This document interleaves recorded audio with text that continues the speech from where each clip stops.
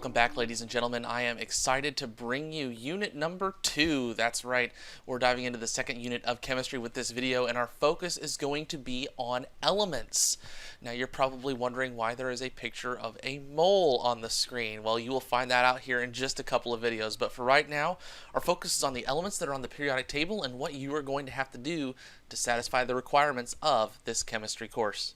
So our learning targets for this video are very straightforward. You will be able to memorize the symbol and name for 50 different chemical elements, and then also be able to understand why I am asking you to memorize the symbol and name for 50 different chemical elements. I know it seems like a lot, but you already know a lot of the elements on the periodic table. Hopefully you can tell me that O is oxygen and N is nitrogen, H is hydrogen.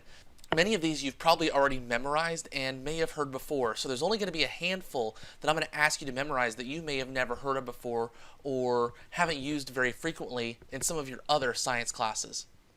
So our key vocabulary term here is symbol, and hopefully you already know what that means, but I guess we'll find out. So the periodic table is a very complex system, but it's also very easy to use. It's one of the big marvels of science is kind of the fact that this was put together. It's a pretty amazing tool and has a lot of valuable information built into it, even though there's not a lot of, doesn't look like there's a lot of information on the table. The different columns or families play a huge role in the different chemical properties that each of those has. So helium, neon, argon, all those to the far right all have very similar chemical properties. And keep in mind those elements are arranged in a very specific way. There's a specific pattern here that we'll recognize later on when we look at periodic trends. Now each element on the periodic table is represented by a 1 or 2 letter symbol. For example, Ca is calcium, Li is lithium, Fe is iron, Ni is nickel. I think somebody wrote a song about this one time.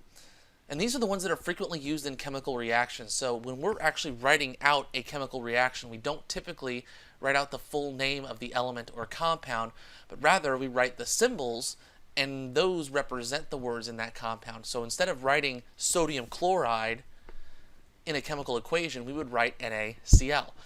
So it's important to understand some of these different elements and how they work. So why am I asking you to memorize some elements? Well, this is going to save you some substantial time for looking things up on the periodic table. If you know the symbol, it makes it a lot easier to find on the periodic table than looking up the word, because most periodic tables are organized by symbol, not by name. It also helps with performing a variety of calculations as we dive into more complex chemistry. Again, it's a big time saver, especially when you're getting into some more complex chemical equations and complex chemical studies. And it's also very important to impress your significant other or your parents. And your parents are just going to be amazed at the wealth of knowledge that you acquire as a result of this. So there's 3 big and key reasons as to why you should memorize these upcoming elements on the periodic table. So here's what I'm asking you to memorize. I'm asking you to memorize 1 through 30. Okay, those are the ones that we're probably going to use most frequently.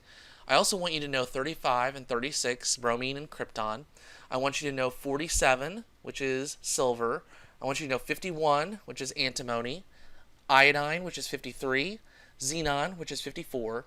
55 is cesium. 56 is barium. That's what you do to dead chemists, right? Barium.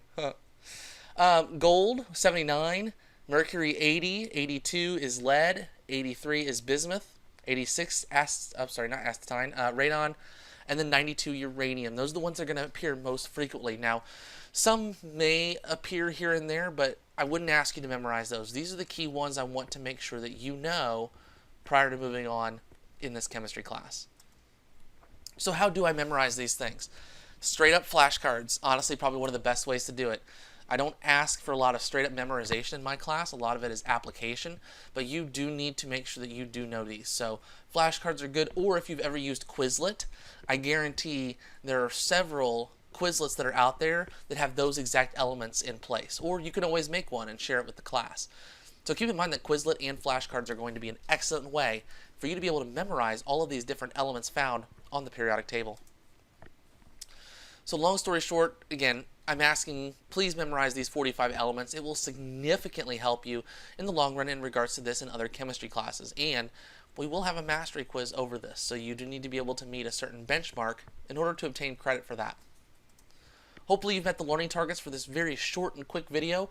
Hope you have a great day, guys, and we will talk to you next time. See you later.